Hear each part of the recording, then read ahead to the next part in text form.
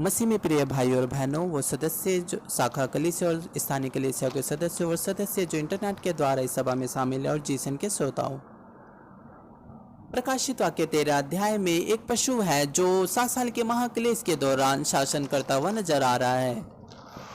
और यह जो पशु है वह मसीह विरोधी को दर्शाता है। और यह जो पशु है वह अंततः कंप्यूटर सिस्टम को दर्शाता है जिसको जो मसीह विरोधी है इस्तेमाल करेगा ताकि वह संसार पर अपना कब्जा जमा सके। मसीह विरोधी वह हर एक देशों के हर एक व्यक्ति की जो जानकारी है वह इसमें इकट्ठा करेगा और वह इस जानकारी को इस्तेमाल करने के द्वारा पूरे संसार पर सटीक रूप से नियंत्रण करेगा। और इसके द्वारा जो मसीह विरोधी है वह महान अधिकार का आनंद लेगा वर्ल्ड पॉलिटिक्स, इकोनॉमी और मिलिट्री पर सामर्थ्य जमाने के द्वारा। और इस अधिकार के जो ये अधिकार है वह शत्रु शैतान के द्वारा उसे दिया गया है। और जो मसीह विरोधी है वह शत्रु शैतान के अधीन है और वे मसीह विरोधी की मदद कर रहे हैं कि वह संसार पर सामर्थ्य को जमा सके ताकि जो कुछ वे चाहें वो कर सके। और इसे बढ़कर 7 साल के महाक्लेश के दौरान जो मसीह विरोधी है उसके पास महान सामर्थ्य होगी और अधिकार होगा जिसके विरोध में कोई भी खड़ा नहीं हो सकता। और यह जो सामर्थ्य और अधिकार है वह परमेश्वर के विरोध में इस्तेमाल की जाएगी और परमेश्वर पर विश्वास करने वाले लोगों के विरोध में। और इसके विषय में 5 और 6 पद बताता है। बड़े बोल बोलने और निंदा करने के लिए उसे एक मुंह दिया गया और उसे 42 महीने तक काम करने का अधिकार दिया गया। और उसने परमेश्वर की निंदा करने के लिए मुंह खोला कि उसके नाम और उसके तंबू अर्थात स्वर्ग के रहने वाले की निंदा करे। मसीह विरोधी वैसे रूप से कार्य करेगा 7 साल के महाक्लेश के दौरान। और परंतु जब बाद के 3.5 साल है वह मसीह विरोधी गंभीरता से कार्य करेगा। 7 साल का महाक्लेश वह 2 भागों में बटा हुआ है, पहले 3.5 साल और बाद के 3.5 साल। जो मसीह विरोधी है वह बाद के 3.5 साल में गंभीरता से कार्य करेगा। बेशक 7 साल के महाक्लेश की शुरुआत में मसीह विरोधी की जो ताकत वह बढ़ती और बढ़ती जाएगी। और जब बाद के 3.5 साल का समय आएगा तो फिर उसकी जो संसार पर सामर्थ्य जमाने की जो प्रक्रिया है वह लगातार उसकी जो गति है वो बढ़ती जाएगी। और मसीह विरोधी का जो अधिकार है वह इतना ताकतवर हो जाएगा कि उस दुनिया की मुट्ठी उसके हाथों में होगी, वह अपने मुट्ठी में दुनिया को कर लेगा। और बेशक इसकी जो इस अधिकार को प्राप्त करने की जो प्रक्रिया है वह सब कुछ परमेश्वर की देखरेख में होगी। तो भी इसका अर्थ यह नहीं कि परमेश्वर जानबूझकर मसीह विरोधी को बुराई करने के लिए ऐसा अधिकार देगा, परंतु जो शत्रु शैतान है वे केवल अपनी भूमिका निभा रहे हैं इस अधिकार के साथ जो उन्हें मनुष्य जुताई के प्रावधान में इसी समय दिया गया है। और यह केवल परमेश्वर के न्याय में कुछ ही सीमा तक उन्हें दिया गया है। और जैसे कि बाइबल हमें बताती है पशु जो है वह बड़े बोल बोलने और निंदा करने के लिए उसे मुंह दिया गया। और यहाँ पर जो बड़े बोल बोलना है उसका अर्थ है कि उसके शब्दों में महान सामर्थ्य है। जो संसार है वह उसके शब्दों से चलेगा। मसीह विरोधी की जो सेना है वह एक हो जाएगी और संसार को नियंत्रण करेगी, यहाँ तक कि हर एक क्षेत्र को, इकोनॉमी हो, पॉलिटिक्स हो, चाहे मिलिट्री, ट्रांसपोर्टेशन या फिर कम्युनिकेशन। जब मसीह विरोधी एक ऑर्डर देगा, जब वह किसी कोई आदेश देगा, जो पूरा संसार है वह उसका पालन करेगा और पूरी तरह से उसके पीछे चलेगा। और यहाँ तक कि आज भी जब एक शक्तिशाली देश युद्ध को लड़ता है तो वह अपने आसपास के पड़ोसी देशों पर अपना प्रभाव डालता है ताकि वह भी इस लड़ाई में उसका साथ दे। तब फिर जो छोटे और कमजोर जो देश हैं वे अपने सैनिकों को भेजते हैं उसकी रिक्वेस्ट पर, तो यहाँ तक कि उनका कुछ लेना देना नहीं होता उस युद्ध से। ऐसे इसलिए क्योंकि वे इसलिए मदद करते हैं क्योंकि उनका कुछ न कुछ उस शक्तिशाली देश से रिश्ता होता है। फिर वे जब युद्ध में इसलिए वो हिस्सा लेते हैं क्योंकि कहीं उन्हें नुकसान ना हो अगर वे इस युद्ध में हिस्सा ना ले। इसलिए तो भी हर सारी देश शक्तिशाली देश की सहायता नहीं करते बिना शर्त के। कुछ जो देश हैं वे सहयोग करने का दिखावा करते हैं और वास्तव में वे शक्तिशाली देश की मदद करने के लिए मना कर देते हैं जब वे अपनी स्थिति और पद को देखते हैं। परंतु 7 साल के महाक्लेश के दौरान, विशेष रूप से बाद के 3.5 साल के दौरान, ऐसा कोई भी देश नहीं होगा जो मसीह विरोधी के अधिकार के विरोध में खड़ा होगा, क्योंकि जो पूरा संसार है वह मसीह विरोधी के अधिकार में होगा। और जो मसीह विरोधी है वो पूरे संसार को चलाएगा और कोई भी देश के पास मौका नहीं होगा कि वह अपने आप को पीछे हटा सके और वह बिना किसी शर्त के उसके पीछे चलेगा। और इससे भी बढ़कर जो मसीह विरोधी की सेना है वह संसार के हर एक कोनों को कंप्यूटर नेटवर्क के द्वारा नियंत्रण नियंत्रण करेगी। और जैसे कि उसके मुंह के शब्दों में सामर्थ्य है और जैसे कि वह अपने मुंह के शब्दों के द्वारा वह तेल के दामों को बताएगा और अपने मुंह के शब्दों के द्वारा वह हर एक चीजों के दामों को डिसाइड करेगा, उसका निर्णय लेगा और उसे हर एक देशों की पॉलिटिक्स और इकोनॉमी उसके नियंत्रण में होगी। जैसे कि बाइबल बताती है कि उसके उसे बड़े बोल दिए गए। और इस तरह की जो स्थिति है वह परमेश्वर इस तरह की स्थिति के कारण जो परमेश्वर पर विश्वास करने वाले लोग हैं वो और भी ज्यादा कठिन कठिन परिस्थिति में गिर जाएंगे। मसीह विरोधी की जो सेना है वह अलग अलग प्रकार की योजनाएं बनाएगी ताकि जो मसीह लोग हैं उन्हें मार डाला जाए। वह पूरे संसार भर में इन सारी चीजों का पैगाम भेजेगी और जो सारे देश हैं उन्हें इनकी योजना का पालन करना पड़ेगा। इसलिए जब कोई उनसे भागने की कोशिश करेगा, चाहे जब मसीह विरोधी उनका पीछा करे, तो उनको पकड़ा जाएगा क्योंकि उनके लिए कोई भी जगह छुपने के लिए नहीं होगी। और इसी तरह से जैसे कि आप देख सकते हैं जो मसीह विरोधी की सेना है उनके पास महान सामर्थ्य और अधिकार होगा बाद के 3.5 साल में। और अब निंदा करने का अर्थ है उनके जो शब्द हैं वो विशेष रूप से परमेश्वर के विरोध में है।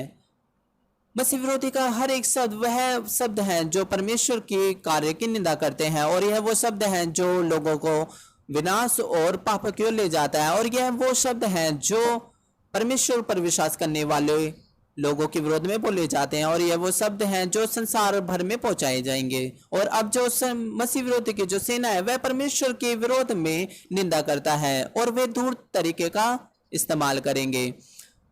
वे परमेश्वर के विरोध में खड़े होंगे एक धार्मिक समूह बनाने के द्वारा और यह जो समूह होगा वह परमेश्वर पर विश्वास करने का अंगीकार करेंगे। भाई और बहनों, जब राजनीति सामर्थ्य बढ़ जाती है उनके पास जो महान अधिकार होता है वे न केवल शारीरिक शक्ति का इस्तेमाल करते हैं परंतु कभी कभार वे धर्म और विचारधारा का इस्तेमाल करते हैं लोगों को एक करने के लिए और लोगों को कंट्रोल करने के लिए, उन्हें नियंत्रण करने के लिए। उदाहरण के लिए रोमन साम्राज्य में जब एम्परर की मूर्तियां बनाई जाती थी तो लोगों को उन्हें जबरदस्ती की जाती थी कि वे उस एम्परर की पूजा करें, परंतु जब लोग मना करते थे तो उन्हें मार डाला जाता था। विशेष रूप से आज भी ऐसे ही है, बहुत से जो मसीह हैं वो शहीद की मृत्यु मरते हैं। इसी तरह से जो मसीह विरोधी की सेना है वे इस तरह से अपनी सामर्थ्य को प्राप्त कर लेंगे और वे लोगों पर शासन करेंगे एक धर्म समूह को बनाने के द्वारा। वे इस धर्म का इस्तेमाल करेंगे कि वे संसार को नियंत्रण करें और उसको एक करें। और ये जो धर्म है वे इस धर्म को अपने सामने खड़ा करेंगे और यहां तक कि वे अंगीकार करेंगे कि यीशु मसीह उद्धार करता है और वे परमेश्वर पर विश्वास करें, परंतु वास्तव में जो डॉक्ट्रिन है वो उसको बिगाड़ देंगे और वे लोगों को परमेश्वर की इच्छा से दूर ले जाएंगे और वे अनोखे विचारों को परमेश्वर के वचन में जोड़ देंगे ताकि जो परमेश्वर की सच्ची इच्छा है लोग उससे दूर हो जाएं। और फिर अंत में जो उसके फॉलोवर्स हैं, उसके जो शागिर्द हैं, वे परमेश्वर के विरोध में खड़े हो जाएंगे, प्रभु के विरोध में भी। और जो तथ्य यह है कि यह जो धर्म है वास्तव में बहुत सी चीजों में परमेश्वर के वचन के विरोध में है। उदाहरण के लिए परमेश्वर ने कहा है कि किसी भी मूर्ति के सामने नहीं झुकना है। यह परमेश्वर की बहुत ही ज्यादा महत्वपूर्ण आज्ञा है। हमारे कितने ही विश्वास के पिताओं ने मूर्ति के आगे झुकने के बजाय शहीद होने को चुना। ऐसी दानियल ने भी, उसने भी मूर्ति के सामने झुकने के बजाय शहीद होना चुना। उसके जो 3 दोस्त थे उनके पास ऐसा विश्वास था कि उन्होंने साहसी रूप से आग के भट्टे में डालना चुना। वे विश्वास करते थे कि परमेश्वर ने उन्हें बचा लेगा और यहां तक कि वह ना बचाए तो वे कह रहे थे कि वे फिर भी मूर्ति के आगे नहीं झुकेंगे, यहां तक कि राजा की आज्ञा क्यों ना हो। उन्होंने इस तरह का साहसी अंगीकार किया। वे सच्चे विश्वास के व्यक्ति थे।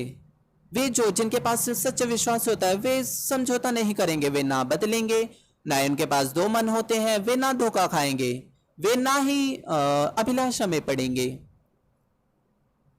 उनके पास ईमानदार हृदय होता है और यही ईमानदार हृदय और सच्चा विश्वास है, जैसे कि इब्रानियों 10 अध्याय में लिखा हुआ है। वे लोग जिनके पास ईमानदार हृदय और सच्चा विश्वास है वो ऐसा ही करते हैं। हमारे कितने ही विश्वास के पिताओं ने मूर्ति के आगे झुकने के बजाय शहीद की मृत्यु मरना चुना, क्योंकि मसीहत जो कोरिया में आई, बहुत से जो अनगिनत लोग हैं उन्हें सताया गया क्योंकि वे बलि संस्कार के आगे नहीं झुके। ऐसा इसलिए क्योंकि बाइबल साफ रूप से बताती है कि दुष्ट आत्माओं की मेज के हम साझी नहीं हो सकते। फिर भी यह जो धर्म है वह अपने विचारों को ठीक बताएगा कि मूर्ति के आगे झुकना ठीक है, क्योंकि वे भी परमेश्वर पर विश्वास करते हैं और वे ये कहते हैं कि यह तो कोरियन कल्चर के अनुसार है और कोरियाई सामाजिक नैतिकता और उचित शिष्टाचार में से एक है। और यह जो धर्म है वह लोगों को ऐसा बनाएगा कि वह आराम से इसको ग्रहण कर ले और खुले मन से इसको ग्रहण कर ले।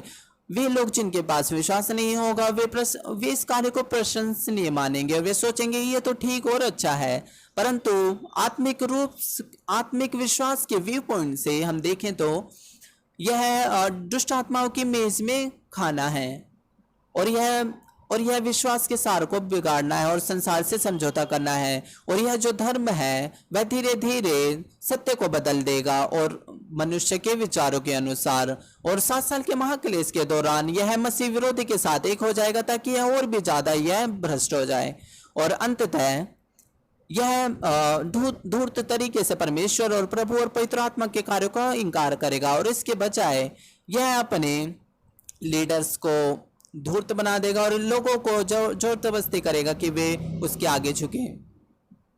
यह लोगों से जोर जबरदस्ती करेगा कि वे उसकी पूजा करें जैसे कि वह परमेश्वर हो।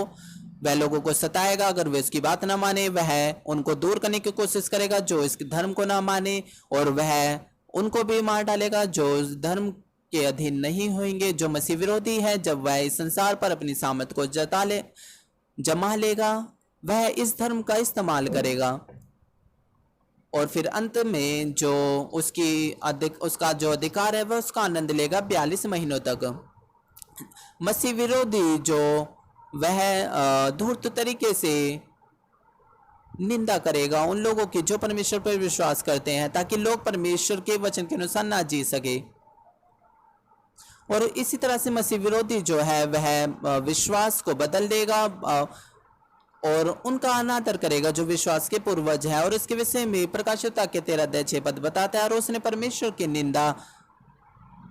निंदा करने के लिए मुंह खोला कि उसके नाम और उसके तंबू अर्थात स्वर्ग के रहने वाले की निंदा करे। और 13 का 7 से 8 पद बताता है उसे यह अधिकार दिया गया कि पवित्र लोगों से लड़े और उन पर जय पाए और उसे हर एक कुल, लोग, भाषा, जाति पर अधिकार दिया गया। और पृथ्वी के सब रहने वाले जिनके नाम उस मेमने की जीवन के पुस्तक में नहीं लिखे गए हैं, जो जगत की उत्पत्ति के समय से घात हुआ है, उसकी पूजा करेंगे।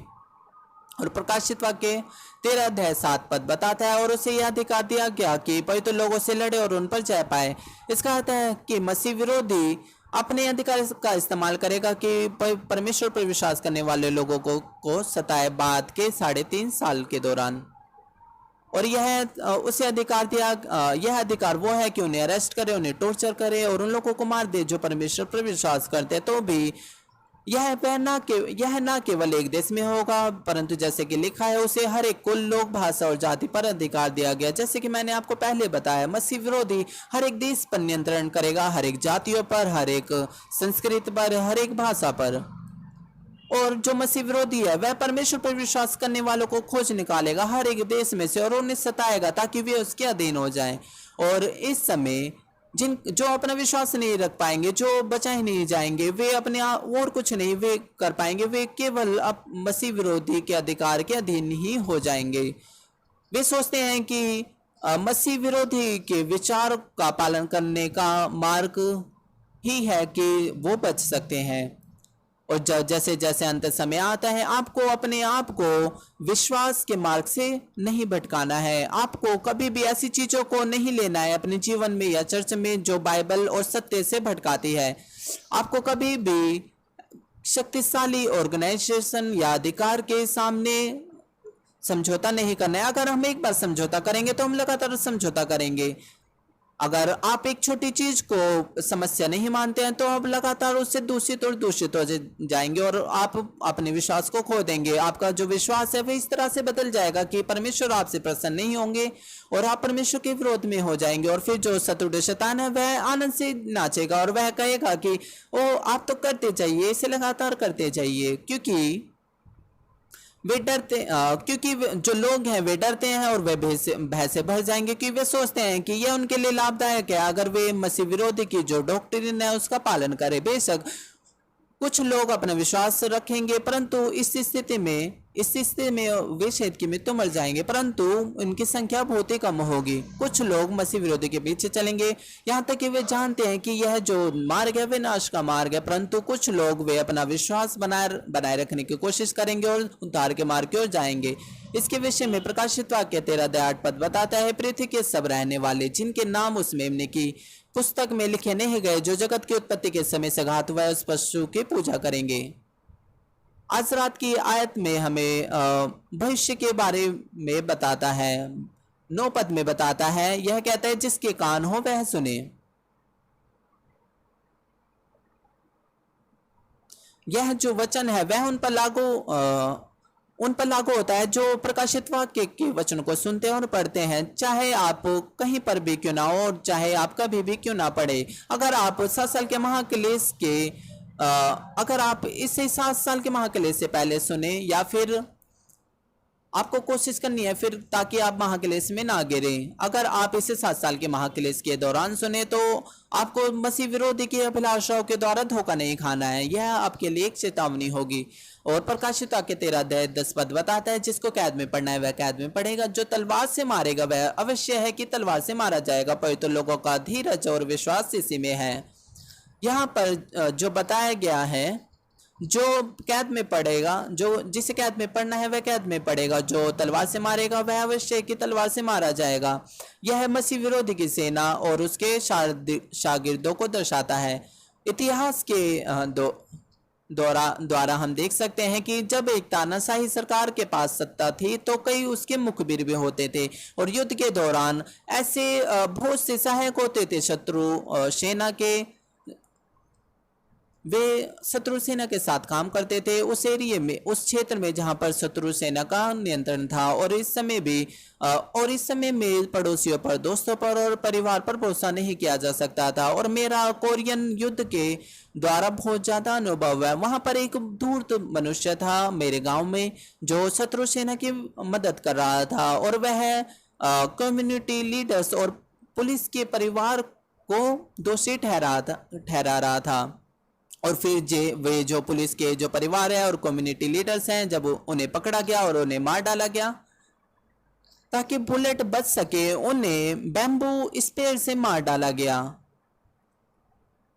वह वास्तव में उसने अपने नजदीकी रिश्तेदारों पर दोष लगाया, परंतु उसके बाद उसने धूर्त तरीके से अपने आप का परिचय दिया। मैं इसे देख सकता था क्योंकि मैं उस समय दूसरी कक्षा में था। परंतु जब कोरियन युद्ध समाप्त हुआ, ऐसे लोगों के पास कोई छुपने की जगह नहीं थी। वे अपने सर को नहीं उठा पाए क्योंकि वे भय में जीते थे। अगर कोई उन पर दोष लगाता था तो वे उन्हें पकड़ा जाता था और उन्हें टॉर्चर किया जाता था, यहाँ तक कि उन्हें जेल में डाला जाता था। क्योंकि जो लोग पड़ोस के जो लोग हैं वे अच्छे थे, उन्होंने उन लोगों को ऐसे ही छोड़ दिया बिना किसी दोष को लगाने के द्वारा, परंतु फिर भी वे निराश रहते थे और ऐसे ही जीवन जीते थे। और फिर जब सरकार है वह ताकतवर बन गई और जब इलेक्शन आते थे वे फिर दोबारा पॉलिटिक्स में, राजनीति में घुस जाते थे और राजनीति कैंपेन में हिस्सा लेते थे और लोग इस तरह से बदल जाते हैं।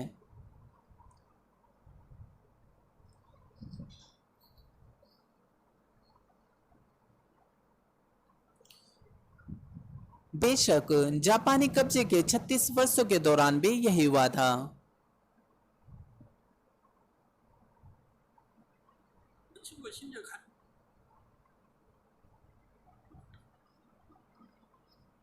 उस समय यहाँ तक कि परिवार, दोस्तों और रिश्तेदारों पर भरोसा नहीं किया जा सकता था। ताकि कोई चोट ना पहुंचे। वे अपने यहाँ तक कि परिवार के सदस्यों को धोखा देते थे और अधिकारियों को रिपोर्ट करते थे। आप इस चीज को मरकुस 13 अध्याय 12 से 13 पद में देख सकते हैं। यीशु ने कहा, भाई को भाई, पिता को पुत्र घात के लिए सौंपेंगे, लड़के बाले माता पिता के विरोध में उठकर उन्हें मरवा डालेंगे। मेरे नाम के कारण सब लोग तुमसे बैर करेंगे, परंतु जो अंत तक धीरज धरे रहेगा उसी का उद्धार होगा।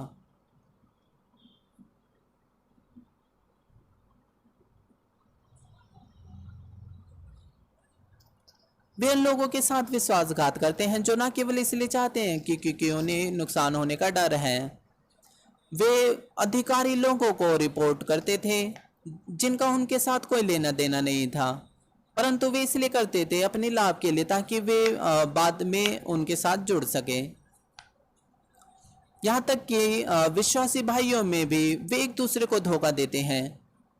वे 7 साल के महाक्लेश के दौरान विश्वासी भाइयों में भी वे मसीह विरोधियों को दूसरे विश्वासी भाई को सौंप देंगे। इस चीज को दर्शाया गया है, जिसको कैद में पड़ना है वह कैद में पड़ेगा, जो तलवार से मारेगा अवश्य है कि वह तलवार से मारा जाएगा। हाँ, उन्हें उसकी कीमत चुकानी ही होगी जो कुछ वे करेंगे। मसीह विरोधी का जो अधिकार है वह हमेशा नहीं बना रहेगा। यहाँ तक कि उनका जो अधिकार है वह पूरे संसार पर नियंत्रण करने के लिए बहुत ज्यादा ताकतवर है, परंतु उनका एक समय है जिसे निर्धारित किया गया है। जब मसीह विरोधी का समय खत्म हो जाएगा वह अनंत मृत्यु की ओर चला जाएगा, और यह समय परमेश्वर द्वारा निर्धारित किया गया। और जब यह समय बीत जाएगा तो वे मृत्यु की ओर चले जाएंगे और अंततः विनाश की ओर पहुंच जाएंगे। प्रकाशित वाक्य 2 अध्याय 23 पद बताता है, मैं तुम में से हर एक को उसके कामों के अनुसार बदला दूंगा।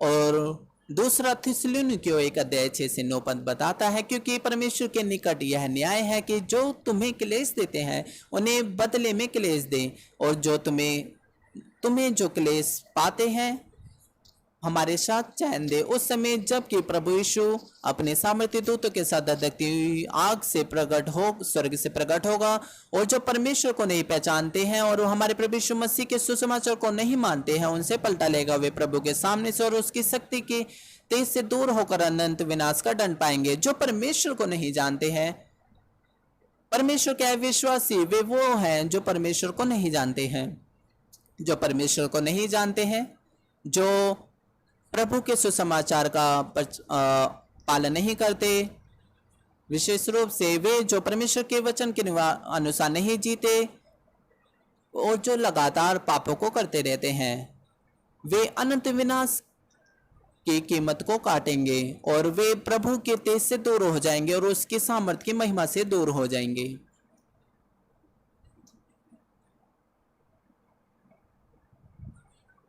और इस तरह के जो परमेश्वर के वचन है वह बहुत बार बाइबल में लिखे हुए हैं और उसी तरह से वे पूरे होंगे। और इसी तरह से जो मसीह विरोधी के पीछे चलेंगे और हर प्रकार की बुराई को करेंगे वे अंततः न्याय का सामना करेंगे, यहाँ तक कि वे अधिकार, सामर्थ और महिमा का आनंद लेंगे मसीह विरोधी के अधिकार के समय में, परंतु अनंत सजा जो है उनका इंतजार कर रही होगी। अंत में बाद के 3.5 साल वह उनके लिए बहुत ही ज्यादा लंबा समय लगेगा। जो मसीह विरोधी के द्वारा सताए जाएंगे वे बहुत ही ज्यादा कठिन परिस्थिति में जी रहे होंगे। उनके पास कोई आइडिया नहीं होगा कि कब उन्हें पकड़ा जाएगा और वे हर समय छुपे रहेंगे। जब उन्हें पकड़ा जाएगा तो उन्हें हर प्रकार के टॉर्चर से पीड़ित किया जाएगा। तो भी केवल जब वे इस तरह की चीजों को सह लेंगे विश्वास के द्वारा, धीरज रखने के द्वारा, तो वे उद्धार को प्राप्त करेंगे। इसलिए प्रकाशिता के 13 अध्याय 10 पद बताता है, और पवित्र लोगों का धीरज और विश्वास इसी में है।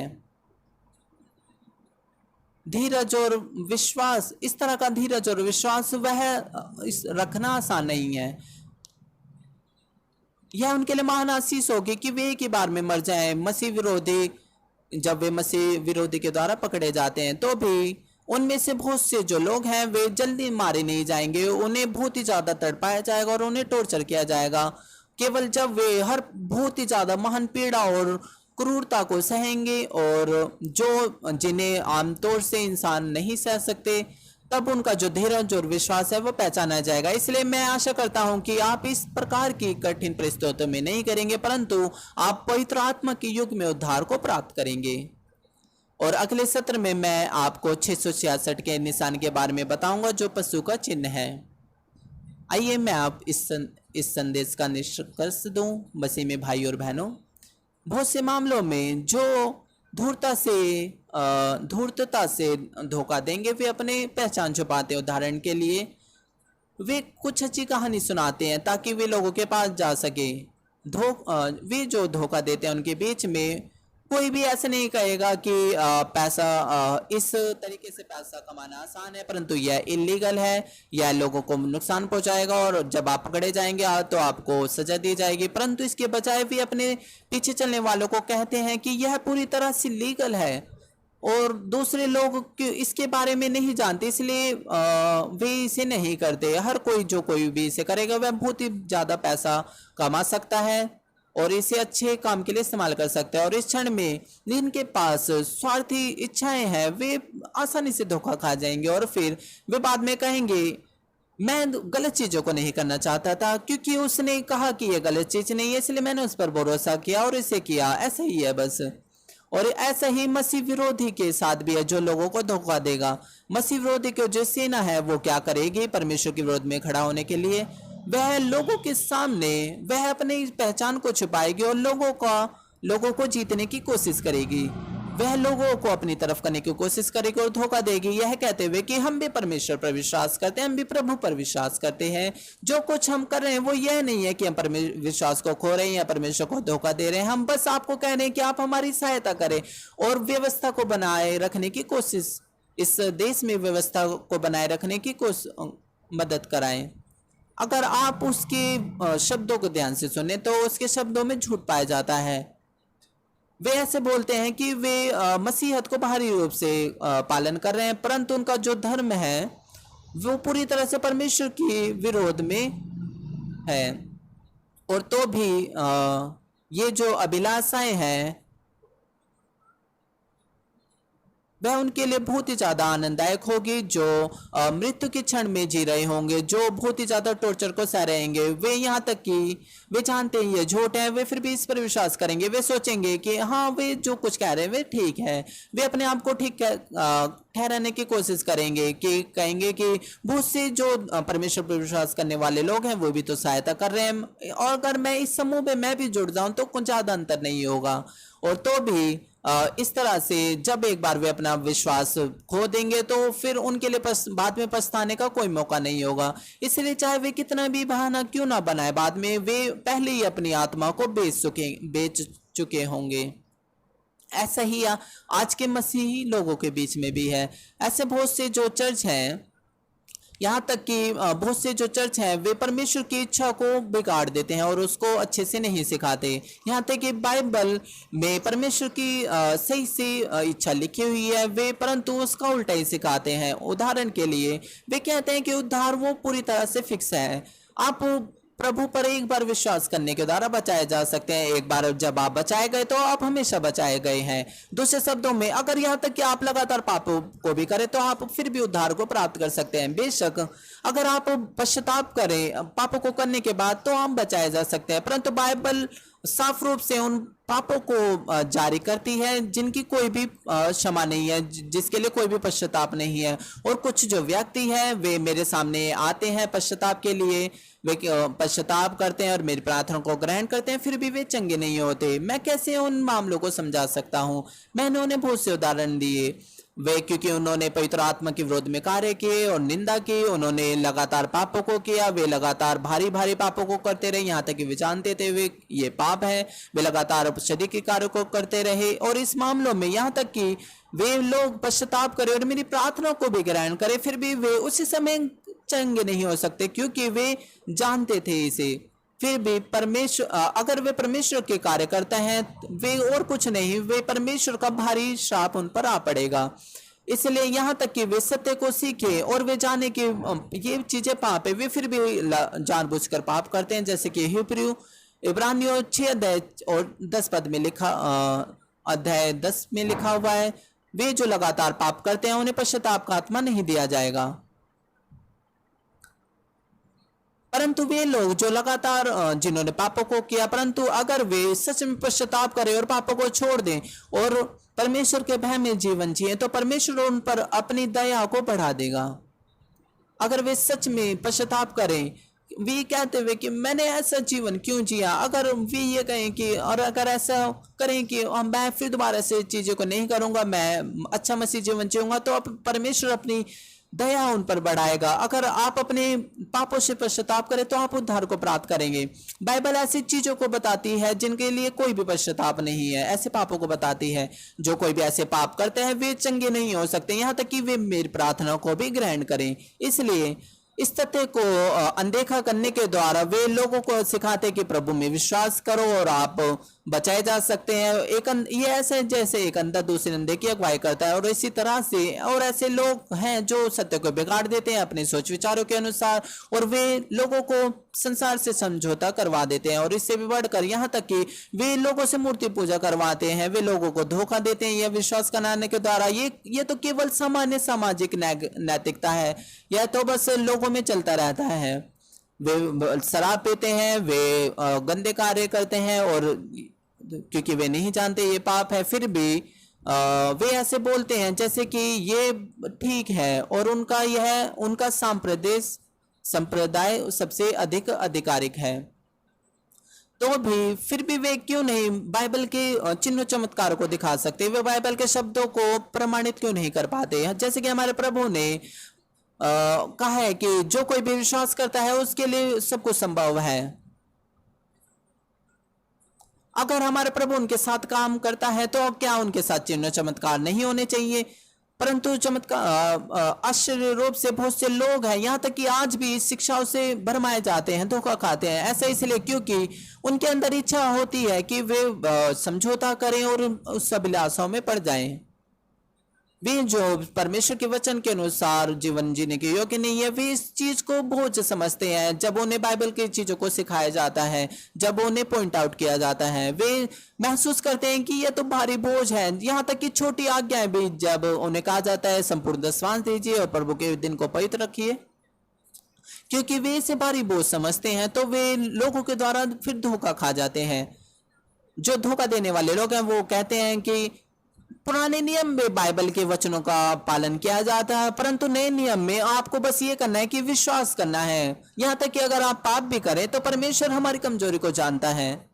परंतु नए नियम के समय में हमारे प्रभु के बारे में लिखा हुआ है, जो जिसकी भविष्यवाणी पुराने नियम में हुई थी। हमारे प्रभु ने अपना लहू बहाया, वह उद्धारकर्ता बना। उसने हमें हर एक बुराई को निकाल फेंकने के लिए सिखाया है और ज्योति में जीवन जीने के लिए सिखाया और कभी भी पाप ना करने के लिए सिखाया है। हमारे प्रभु ने जोर दिया है कि बार बार कि जो कहता है कि जो कोई भी कहता है कि प्रभु प्रभु, वे नहीं बचाए जाएंगे, परंतु वे जो प्रभु परमेश्वर पिता परमेश्वर की इच्छा पर चलेंगे। वह हमें कहता है कि हम पापों को निकाल फेंके प्रभु। और ऐसे ही प्रभु के चेलों ने भी सिखाया, प्रेरित पौलुस ने, डीकन स्तिफनुस ने भी ऐसे ही चिल्ला चिल्ला कर सिखाया है। और ऐसे ही परमेश्वर के बहुत से लोगों ने कहा है कि हर एक बुराई को निकाल फेंके। बाइबल में ऐसा कोई भी वचन नहीं है जो कहता है कि हम पापों को कर सकते हैं। मैंने आपको एक कार्य दिया था, है कि नहीं? मैंने आपको कहा था कि बाइबल में एक ऐसा वचन दीजिए जो कहता है कि आप पापों को कर सकते हैं, मैं आपको बहुत सा इनाम दूंगा। परंतु बाइबल में ऐसा कुछ है ही नहीं। क्यों? क्योंकि बाइबल में ऐसा कुछ है ही नहीं जहां पर लिखा हुआ है कि आप पाप करने के द्वारा बचाए जा सकते हैं। पुराने और नए नियम में हमारे प्रभु ने आज्ञा दी है कि हम पापों को ना करें, बार बार उन्होंने कहा है। और प्रभु के चेलों ने भी, पतरस ने, प्रेरित पौलुस ने भी हमें ऐसे ही सिखाया है। अगर आप विश्वास करते हैं तो आपके पास जीवित विश्वास होना चाहिए, मरा हुआ विश्वास नहीं। वो विश्वास जिसमें कार्य पाए जाते हैं वही जीवित और सच्चा विश्वास है। और फिर अगर आप अभिलाषाओं को ग्रहण कर ले तो फिर ये एक ऐसा है जैसे एक मछली जाले में फंस जाती है। वे अब लुभावनी शब्दों में फंस जाते हैं और अंत में वे चर्च को छोड़ के चले जाते हैं, जो उन्हें सत्य के वचन को सिखा रहे हैं, जो उन्हें सत्य के वचन के अनुसार जीना सिखा रहे हैं। ऐसा इसलिए क्योंकि वे संसार में जीना चाहते हैं, वे उन्हें बहुत ही ज्यादा कठिन लगता है वचन के अनुसार जीवन जीना। जब लोग उनसे कहते हैं कि उन्हें वचन के अनुसार जीवन जीना चाहिए तो वे इसे बहुत ही ज्यादा भारी बोझ समझते हैं और वे चर्च को छोड़ के चले जाते हैं, क्योंकि वे परमेश्वर के वचन के अनुसार जीवन जीना कठिन समझते हैं। तो वे उन चीजों को नहीं निकाल फेंक पाते जिन्हें उन्हें निकाल फेंकना चाहिए। वे पापों में जीवन जीवन जीते हैं, उनके साथ जो गलत शिक्षा को सिखाते हैं, और वे फिर एक साथ मिलकर वे विनाश की ओर पड़ जाएंगे, गिर जाएंगे। अगर क्योंकि जब अगर वे हवा में ना उठाया जाए तो उनके लिए अपनी छाती पीटना कोई मायने नहीं रखेगा। जैसे कि दूसरा कुरिन्थियों 11 अध्याय 14 से 15 पद बताता है, यह कुछ अचंभे की बात नहीं है, क्योंकि शैतान आप भी ज्योतिर्मय स्वर्गदूत का रूप धारण करता है। सो यदि उसके सेवक भी धर्म के सेवकों का सा रूप धरे तो कुछ बड़ी बात नहीं, परंतु उनका अंत उनके कामों के अनुसार होगा। आप में से कोई भी अंधकार की अभिलाषाओं के द्वारा उस धोखा नहीं खाना है। आपको परमेश्वर के वचन के द्वारा ही पहचानना है हर एक चीज को। मैं आशा करता हूं कि आप हमेशा परमेश्वर की इच्छा के अनुसार जागृत रहें। हाँ, आप आनंदित और खुश होते हैं जब आप एक भला मसीह जीवन जीते हैं, क्योंकि पवित्र आत्मा आपके हृदय में आनंद और खुशी को भरता है। वह आपको अनुग्रह, आशा और प्रेम से भरता है। जब आप प्रार्थना के द्वारा दिन ब दिन बदलते जाते हैं और प्रभु के सदृश बनते हैं तो आप खुश होते हैं। जब आप स्वर्ग की आशा से भरते हैं, नेशन की आशा से भरते हैं, तो आप खुश क्यों नहीं होंगे? आप में से वो जो यहाँ पर है, आप संसार से समझौता ना करें, आप सीधे मार्ग पर चले बिना किसी लालच के। जो कुछ भी आप करें तो परमेश्वर आपको आपके साथ होगा, आपको आशीष देगा, वह आप फिर खुश रहेंगे। परंतु वे जो सीधे मार्ग से मुड़ जाते हैं, वे गलत मार्ग पे चलने लगते हैं, तो वे कठिनाई और परेशानियों का सामना करेंगे और वे फिर चिंताओं में जीवन जीते हैं। परंतु अगर आप सीधे मार्ग पर चले, यहाँ तक कि आप हजारों या लाखों रुपए दशवांश में नहीं दे पाते, यहाँ तक कि आप बस 500 या 100 रुपए ही या 1000 रुपए ही दशवांश में दे पाते हैं, तो आपको इसी में संतुष्ट होना है, आपको सीधे मार्ग पर चलना है। तो आपका जो मसीह जीवन है वो कितना ज्यादा खुश होगा। अगर आप इस तरह से जीवन जीते रहें तो आप महान अनंत आशीषों को बाद में प्राप्त करेंगे। परंतु अगर आप सीधे मार्ग पर ना चलें तो आपका जो जीवन है वो बहुत ही ज्यादा कठिन होगा अंत में। मैं यीशु मसीह के नाम से प्रार्थना करता हूं कि जब हमारे प्रभु आए, आप प्रभु के दुल्हन के रूप में अपने आप को तैयार करें और आप अपने आप को उसकी बाहों में पाएं। आमीन। आइए हम संदेश पर विचार करते हुए प्रार्थना करेंगे। 세계를 아버지 막강한 권력으로 장악하여서 하나님 믿는 자녀들을 핍박하고 유혹하고 때로는 아버지 타협하고 변질되게 만든다 하였습니다. 아버지 우리 사랑하는 만민의 성도님들께서는 온전한 믿음 참마음으로 아버지 하나님 앞에 나와서 더 믿음 안에서 승리하며 마음껏 아버지 앞에 영광 돌려나가는 그런 복된 신앙이 되게 도와 주시옵소서. 감사와 영광을 올려드리며 우리 주 예수 그리스도의 이름으로 기도하옵나이다. 아멘. 당장의 환자를 위한 기도를 받겠습니다.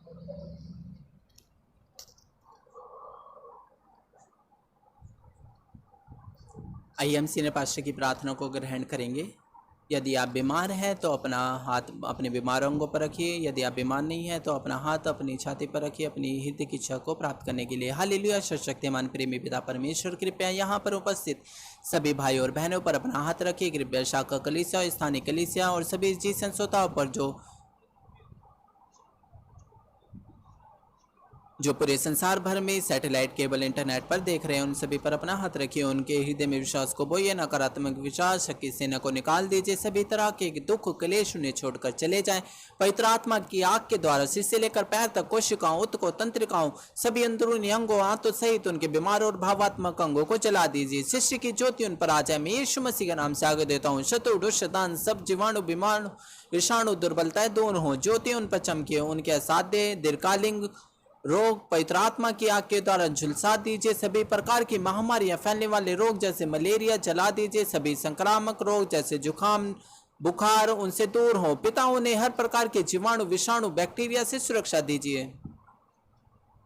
उन्हें सभी प्रकार के कैंसर, पेट के कैंसर, फेफड़े के कैंसर, जिगर के कैंसर, छाती के कैंसर, गर्भ के कैंसर, सभी प्रकार के दूसरे रोग जैसे एड्स, रक्त का कैंसर, दिमागी रक्तचाप, ऊंचा रक्तचाप, धीमा रक्तचाप, फेफड़े के रोग, मधुमेह के रोग, स्त्री रोग और थायराइड के रोग, सभी प्रकार के सूजन जलन से चंगाई दीजिए। पोलियो, सदमे, गठिया, हनीरिएटेड डिस्क, दूसरे बहुत से रोगों से ठीक हो जाएं। सभी प्रकार के दर्द उनसे दूर हो, पीठ दर्द, सिर दर्द और मानसिक रोग से गायब हो जाएं। मिर्गी, स्वलीनता, उदासी, तंत्रिका रोग, सभी प्रकार की दूसरी बीमारियों से उन्हें आजाद कीजिए। सभी प्रकार के लकवे के रोगों से आजाद कीजिए। वे उठे, चले और कूदे। कमजोर आंखें ठीक हो जाएं, कान सामान्य हो जाएं, अंधे देखने लगे, बहरे सुनने लगे और गूंगे बोलने लगे। दुर्घटना के बाद के प्रभाव ठीक कीजिए। उनकी टूटी हड्डियां ठीक हो जाएं, जलन और दहन संवेदना उनसे दूर हो। पिता, वहां कोई दाग ना रहे। सभी प्रकार की दवाओं और विष के लत से साफ हो जाओ। पिता, मृतक कोशिकाओं को, तंत्रिकाओं को फिर से चिल्ला दीजिए और मृतकों को चिल्ला दीजिए। गर्भ धारण की आशीष दीजिए। पिता, कृपया उन्हें गर्भ धारण की आशीष दीजिए। मैं यीशु मसीह के नाम से आज्ञा देता हूँ, शत्रु, दुष्ट, शैतान, हवा में मौजूद शासक, बुराई की सेना, उनके दास दूर हों। दुष्ट आत्माएं, अशुद्ध आत्माएं, धोखे की आत्माएं, कपट की आत्माएं, अलग करने वाली आत्माएं, सारी अंधकार की सेना दूर हों। दुष्ट और अंधकार के सारे बंधन खुल जाए और उनसे दूर हो। ज्योति उन पर चमक जाए। पिता परमेश्वर, उन्हें प्रार्थनाओं में चिल्लाने की ताकत दीजिए, पापों को निकाल देने के सामर्थ के अधिकार दीजिए और वे पवित्र बन जाए। जैसे उनकी आत्मा समृद्ध होते हैं, वे अच्छे स्वस्थ में बने रहे। उनके परिवारों में भी सुसमाचार का प्रचार किया जाए। उन्हें सभी प्रकार की दुर्घटना और विपत्तियों से सुरक्षा दीजिए। उन्हें हर चीज में सफल जीवन जीने की आशीष दीजिए। कृपया अपने बच्चों को उनके घर को, कार्यशाला को पवित्र आत्मा की आग के बाड़े में स्वर्गीय सेना, स्वर्गदूतों अपनी थकती आंखों के द्वारा सुरक्षा दीजिए।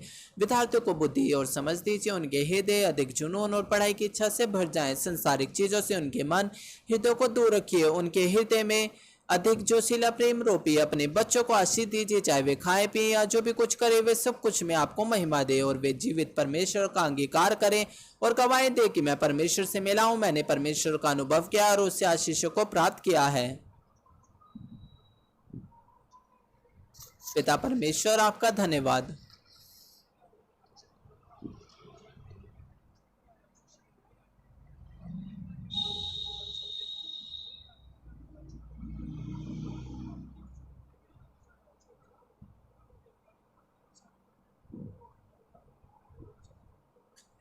सारी महिमा केवल आपको मिले।